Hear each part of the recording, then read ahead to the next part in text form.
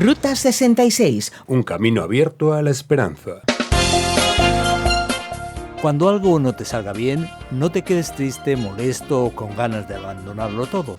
Y es que a veces se trata de Dios sujetándote un poco, porque si te deja que vayas sin freno, amigo mío, terminarás destrozándote al final de la pendiente. Así que no es por ahí.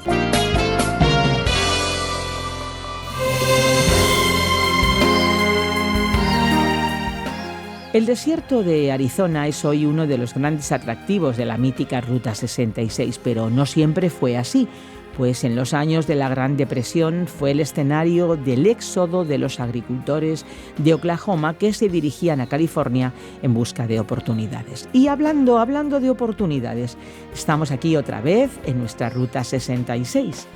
Un programa original del profesor de Biblia Luis Ayao, en el que viajaremos por los 66 libros de la Biblia.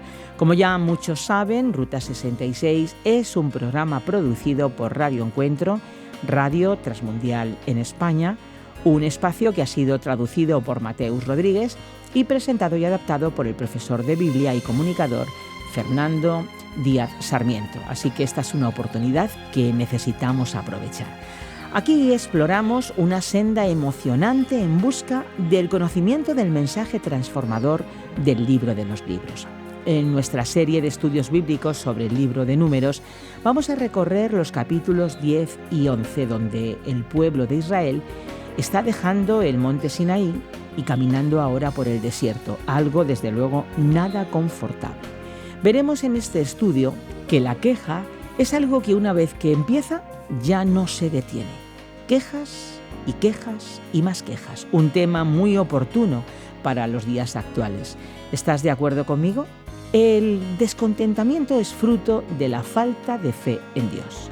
¿Sabías que el desánimo lleva a la tristeza que produce la insatisfacción y genera la ingratitud? Paremos aquí y vamos a escuchar algunos consejos.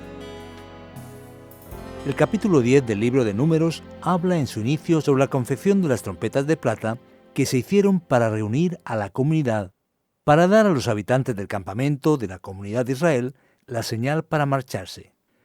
Como dice el texto en el versículo 12, avanzaron desde el desierto de Sinaí. Fíjate, hasta ahora el pueblo desde el inicio del libro de Números ha estado en el monte Sinaí, en los alrededores de aquella montaña. Y ahora, a partir del versículo 11, ellos empiezan el viaje. Ese viaje irá inicialmente hasta Cades, desde donde en el capítulo 13 los espías harán un viaje exploratorio. Así que, digamos, una parte de su jornada empieza. El versículo 11 dice: el día 20 del segundo mes del año segundo, la nube se levantó del santuario del pacto. Entonces los israelitas avanzaron desde el desierto de Sinaí hasta el desierto de Parán, donde la nube se detuvo. A la orden que el Señor dio por medio de Moisés, los israelitas emprendieron la marcha por primera vez. Es lo que leemos en la Nueva Versión Internacional de la Biblia. Así ellos siguen con este viaje dirigidos por Dios en dirección a la tierra prometida. Recordemos que esta iniciativa viene desde los tiempos de Abraham, cuando la tierra había sido incluida en la promesa del pacto de Dios con el famoso patriarca. Y aquí ellos, ya liberados de Egipto, caminan rumbo hacia la tierra prometida, caminando por etapas. En el versículo 31 leemos lo siguiente: por favor, no nos dejes, insistió Moisés. Tú conoces bien los lugares del desierto donde debemos acampar.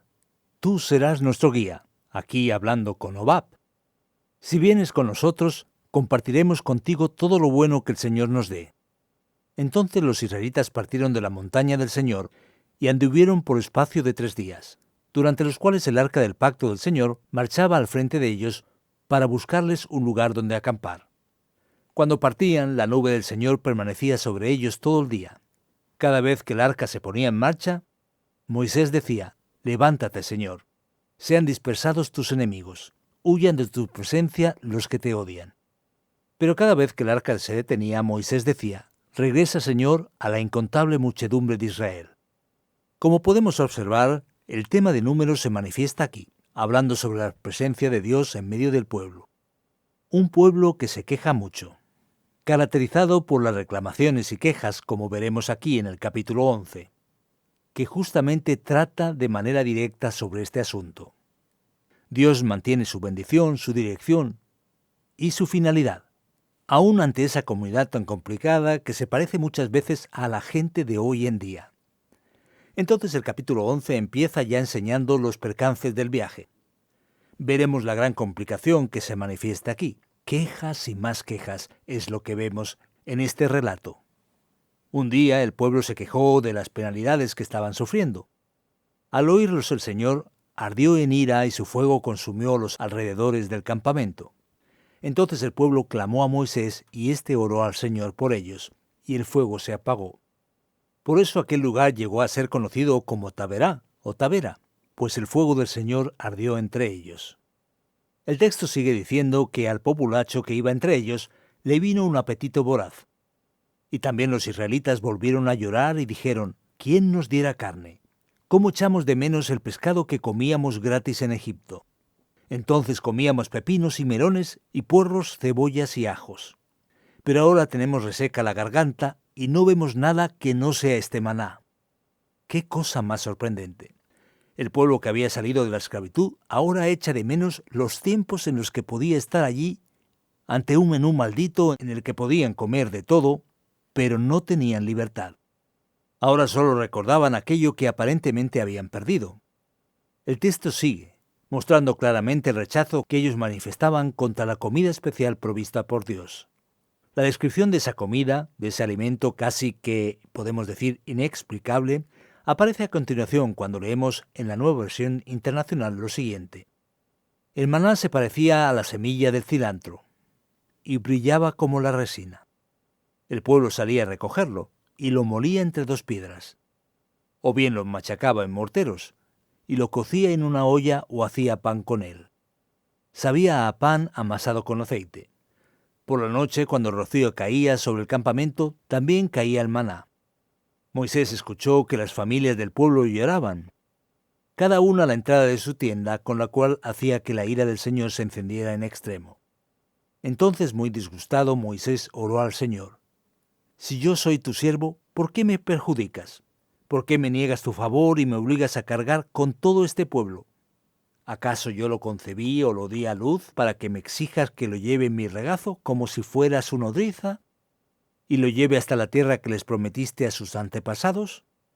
Todo este pueblo viene llorando a pedirme carne. ¿De dónde voy a sacarla?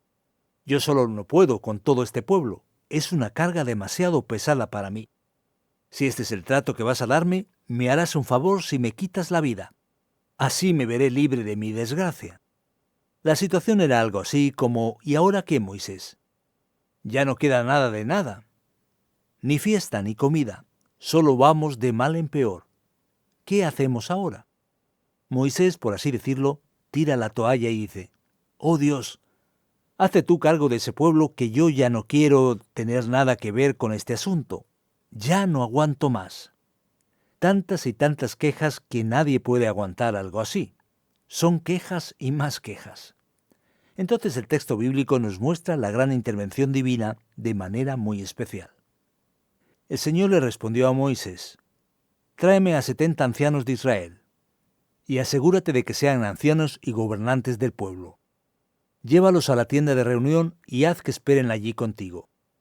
Yo descenderé para hablar contigo y compartiré con ellos el espíritu que está sobre ti, para que te ayuden a llevar la carga que te significa este pueblo. Así no tendrás que llevarla tú solo».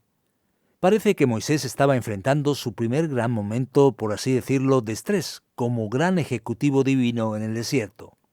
Y Dios dice: «Moisés, necesitas leer sobre buenas prácticas de administración». Y le dice: «Eso de tener que resolverlo todo tú solo no funciona.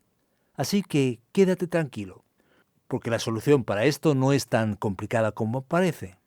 Entonces Dios orienta a Moisés, y el texto nos va a mostrar a partir del versículo 24 que Moisés fue y le comunicó al pueblo lo que el Señor le había dicho. Después juntó a 70 ancianos del pueblo y se quedó esperando con ellos alrededor de la tienda de reunión. El Señor descendió en la nube y habló con Moisés y compartió con los 70 ancianos el espíritu que estaba sobre él. Cuando el espíritu descansó sobre ellos, se pusieron a profetizar. pero esto no volvió a repetirse. 2 de los ancianos se habían quedado en el campamento. Uno se llamaba Eldad y el otro Medad. Aunque habían sido elegidos, no acudieron a la tienda de reunión. Sin embargo, el Espíritu descansó sobre ellos y se pusieron a profetizar dentro del campamento. Entonces un muchacho corrió a contárselo a Moisés. Eldad y Medad están profetizando dentro del campamento. Josué, hijo de Nun, siervo de Moisés desde su juventud, exclamó: Moisés, señor mío, deténlos. Pero Moisés le respondió: ¿Estás celoso por mí? ¿Cómo quisiera que todo el pueblo del Señor profetizara, y que el Señor pusiera su espíritu en todos ellos? Entonces Moisés y los ancianos regresaron al campamento. Dios proveyó líderes y encaminó el liderazgo de Moisés para que fuese más eficiente y poder así darle la vuelta a aquella situación tremenda de reclamaciones. Pero además veremos en el cierre del capítulo 11 que la bondad y misericordia de Dios se manifiesta. Y lo hace cuando Dios permite que aquel pueblo tenga aquello que desea. ¿Qué quieren comer? Pues ya está, el Señor enviará codornices. Dice el versículo 31, el Señor desató un viento que trajo codornices del mar y las dejó caer sobre el campamento. Las codornices cubrieron los alrededores del campamento en una superficie de casi un día de camino y a una altura de casi 1 metro sobre la superficie del suelo. Es muy interesante observar que un día de camino tiene más o menos 30 kilómetros. Presta atención, querido oyente de nuestra Ruta 66. Es casi, digamos, 1 metro de codornices por casi 30 kilómetros. Se podría invitar a todos los amigos y hacer un tremendo asado, una tremenda fiesta. Pues bien, ¿necesitas carne? Aquí viene el Señor y le da todo el stock para quienes estaban quejando.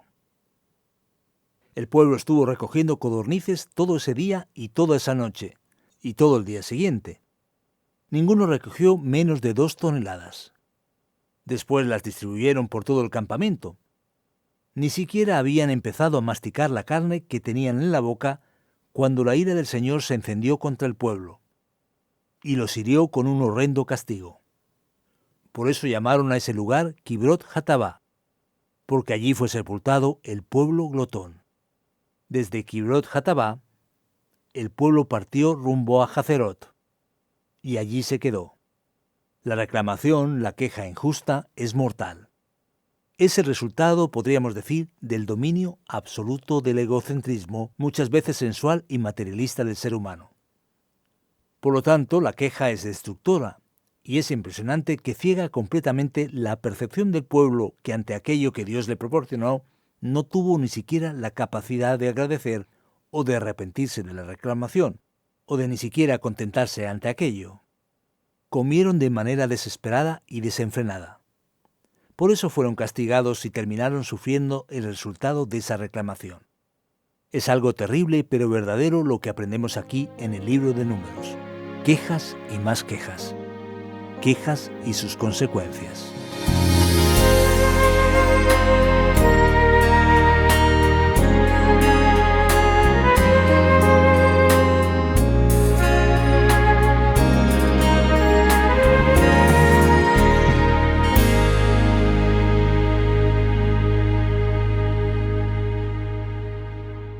No te desvíes ni a derecha ni a izquierda, sigue directo hacia Jesús. En Ruta 66 el destino está asegurado. Ahora llega nuestro tiempo de reclamaciones, quiero decir, nuestro tiempo de preguntas sobre este texto lleno de quejas. ¿Tienes preguntas tú también, querido amigo? ¿Tienes preguntas tú, querida oyente? Pues nos las puedes plantear al WhatsApp o al Telegram 601 20 32 65 con el prefijo +34 desde fuera de España, y también lo puedes hacer en el correo electrónico info@radioencuentro.net.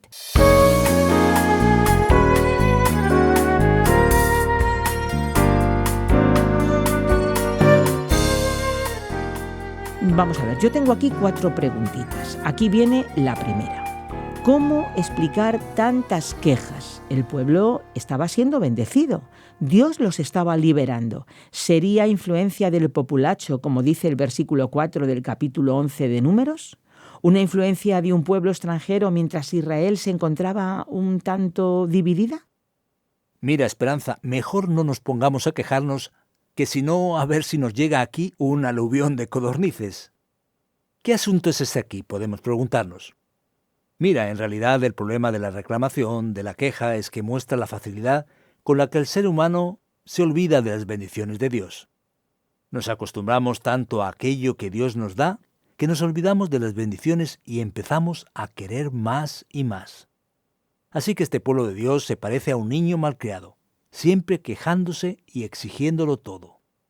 En cuanto al texto, a lo que se refiere cuando habla de populacho o de extranjeros, es, en el original hebreo, algo en el sentido de una mezcla de gente. No se trata de una crítica a los extranjeros en sí, sino a que esos extranjeros tienen una visión pagana, una visión que no está relacionada con Dios. Así que ellos empiezan a ser dominados por la gula, por el deseo desenfrenado y termina, digamos, encontrando espacio entre el pueblo ingrato. Así que la reclamación surge a partir de la insatisfacción con la vida. Curiosamente hay un estudio que apunta a que los países realmente pobres tienen menos criminalidad y robos. Pero entonces, ¿cómo explicamos el conflicto y la rivalidad entre nuestros países? Lo que provoca muchas veces esa situación negativa en la sociedad es que el que tiene menos ve al que tiene más y dice: él no tiene el derecho de tener lo que tiene, yo también lo necesito tener, así que se lo quitaré. La diferencia le hace eso a la gente. El peligro es precisamente ese. En tanto que permitimos que la ingratitud y la amargura se adueñe de nuestra vida, haremos las peores tonterías de la vida. Y eso con todas sus consecuencias. Comandar un grupo así no era tarea fácil.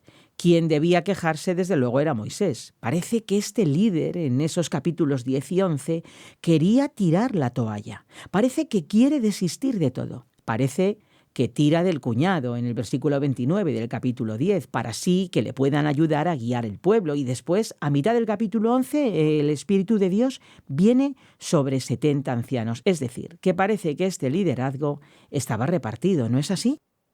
Hay algo significativo que tenemos que considerar aquí sobre cómo nos imaginamos a Moisés, en tanto que es un hombre escogido por Dios.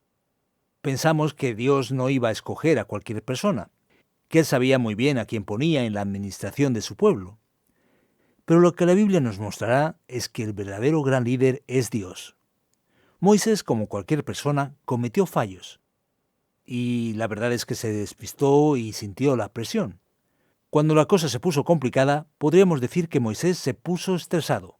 Sufrió el llamado síndrome del trabajador quemado y se sinceró con Dios diciendo: Señor, ¿cómo hacerlo? No quiero saber nada más. Hazte cargo tú. Eso nos muestra, por lo tanto, que el gran líder no es la persona perfecta, sino una persona normal, común, que necesita seguir los principios de Dios. Y por muy buena que sea la persona, tiene sus limitaciones, sus debilidades y sus fallos. Y Moisés abiertamente lo reconoce. Y todo ese liderazgo está sujeto a crisis. Por ejemplo, las personas en general pasan por eso. ¿Y por qué es algo tan importante?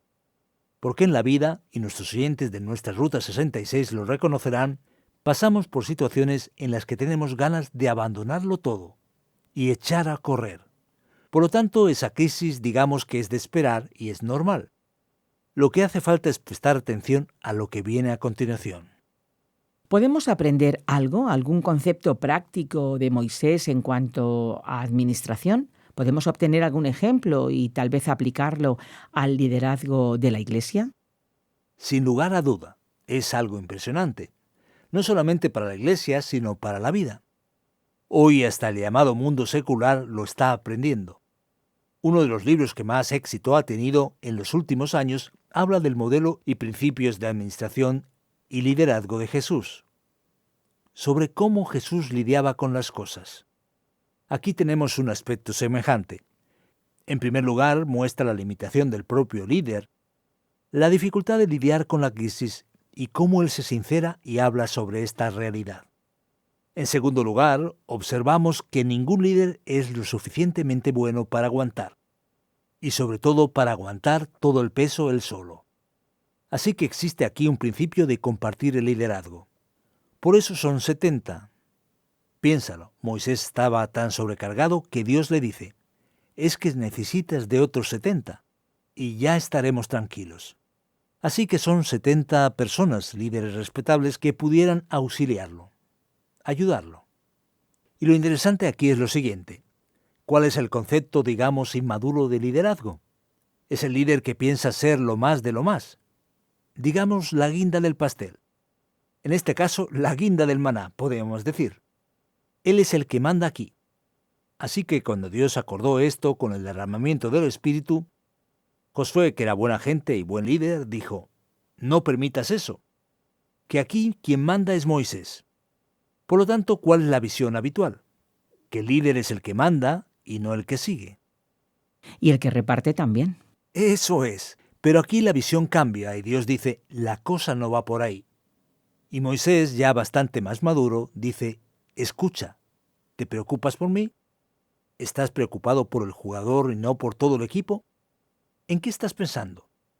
Me hubiera gustado que todo el pueblo tuviera la posibilidad de profetizar para bendecir al pueblo de Dios. Así que el enfoque es bien diferente. Es impresionante. Pero aún en el mundo profesional administrativo, hay mucha gente haciendo tonterías porque nunca leyó el capítulo 11 de Números. Así es, y a veces la gente se salta la lectura de este texto. Aquí tenemos todo un senado para ayudar a Moisés. Ahora, para terminar, dije que iban a ser 4 preguntas, pues aquí llega la cuarta. Al final del capítulo 11, Dios estaba bendiciendo al pueblo enviando tantas codornices, o los estaba castigando en tanto que después de la cena vino el juicio de Dios. Ya ves, Esperanza, aquí tenemos una cena que dejó un corte, podríamos decir, de digestión terrible. ¿Qué observamos aquí? Descubriremos que en realidad el pueblo recibe una especie de castigo. Aunque es un castigo diferente, un tanto raro. Ese castigo es así. Os daré una lección de lógica. ¿Queréis esa cosa? ¿Queréis ver qué significa eso que pedís? Entonces Dios abre un espacio para que ellos llegaran a las últimas consecuencias de sus deseos. Es decir, no os estáis acordando de Dios. Os olvidasteis de todas las bendiciones, estáis dominados apenas por la gula y el fuerte deseo. Sois absolutamente inconsecuentes. Así que llegasteis a un punto en el que os habéis vuelto materialistas groseros, a los que les da igual todo lo demás. Así que, ¿es eso lo que queréis?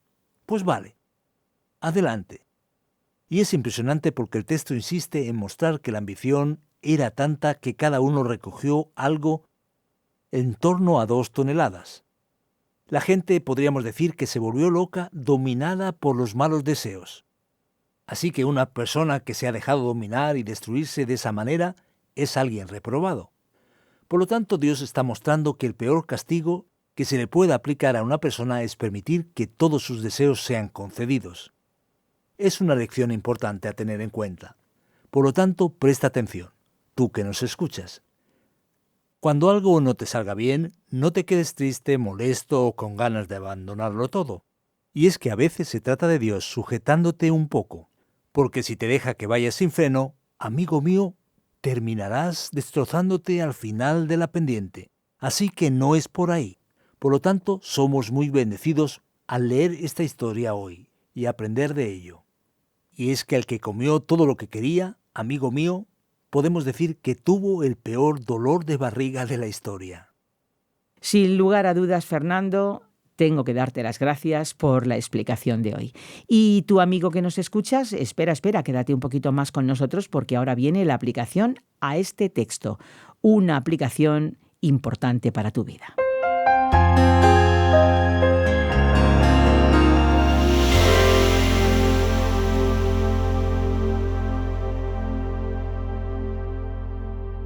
Llegamos al final de nuestra Ruta 66 de hoy, en la que estudiamos, como recordarás, los capítulos 10 y 11 de Números.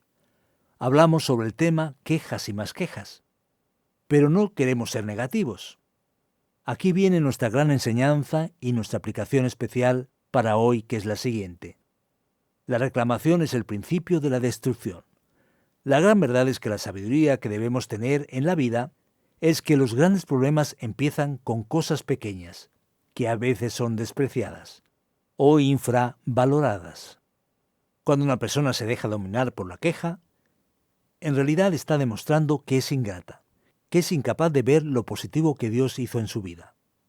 Y es una persona que se ha puesto como el centro del mundo, y que pasa ahora a quejarse y exigir que todo el universo gire a su alrededor para satisfacerla.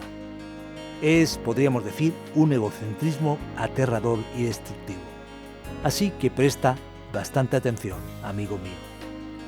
Cuando surja en ti aquella insatisfacción, aquellas ganas de empezar la reclamación, la queja, pisa el freno. Ve despacio porque eso es muy peligroso y destructivo. No vayas por ese camino porque la queja, recuerda, es el principio de la destrucción. Y por cierto, el antídoto es la gratitud.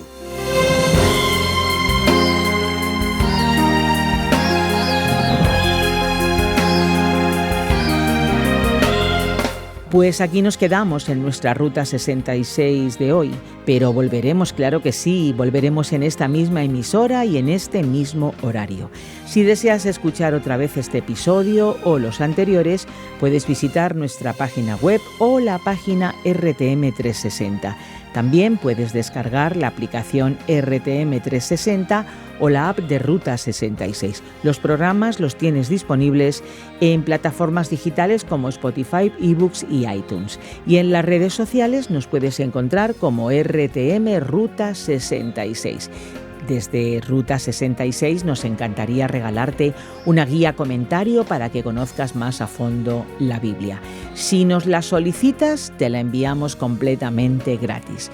Hazlo en el WhatsApp 601 20 32 65 con el prefijo +34 desde fuera de España o también en info@radioencuentro.net. Ese es nuestro correo electrónico. Nos encantaría saber tus impresiones, desde cuándo, desde dónde y desde qué medio nos escuchas. Esto es bastante importante para nosotros, así que escríbenos o envíanos un mensaje a las vías de contacto que te acabo de indicar. En la parte técnica estuvo Andrés Ocampo y te acompañó desde estos micrófonos Esperanza Suárez. Nos vamos, pero contamos contigo en nuestra próxima y particular Ruta 66. Un camino abierto a la esperanza, un encuentro con el autor de la vida.